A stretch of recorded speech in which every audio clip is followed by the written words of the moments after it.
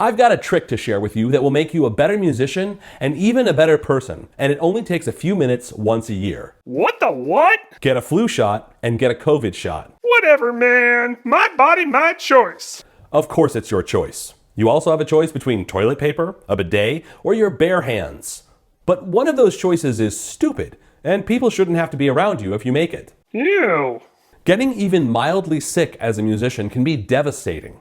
Not being able to perform at your best for just a few days can mean lost opportunities, lost progress, and lost income. That's why you gotta tough it out, man. I always show up to rehearsals and performances. No matter, achoo!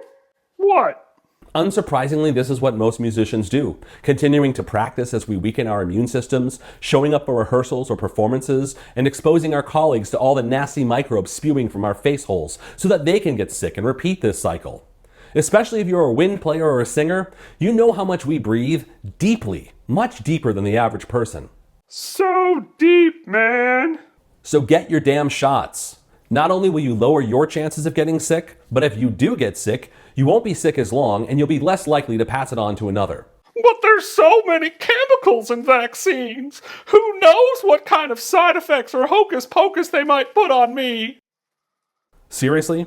You're concerned about a few milliliters of some of the most rigorously tested and regulated substances on Earth? Do you have any idea what kinds of mold there are in your instrument? Do you know what chemicals your reeds are treated and made with? Do you think the FDA has inspected the varnish on your 200-year-old viola? What about the rosin dust you're inhaling? Do you know that brass used in mouthpieces, ligatures, and reeds are often made with lead? Friggin' lead!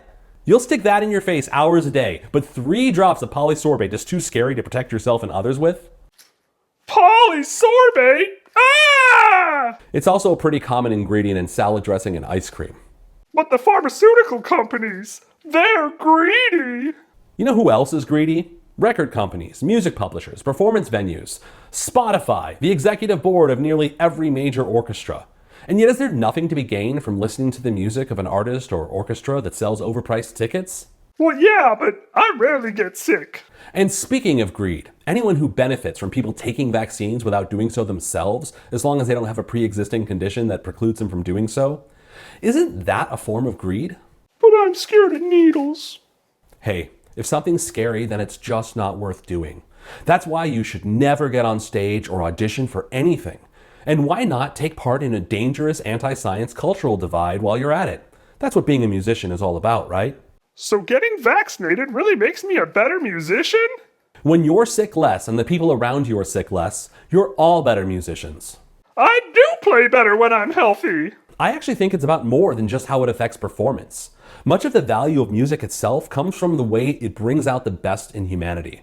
Music, art, and modern medicine are some of the greatest achievements of humanity ever. So music and vaccines are like a couple of glimmering gems among so many horrors and atrocities of human history. And as musicians, it just makes sense to embrace and promote them. Precisely. Hey, I'm getting vaccinated right now, and it feels so musical. Bravissimo! I guess I should start buying toilet paper too. Ugh.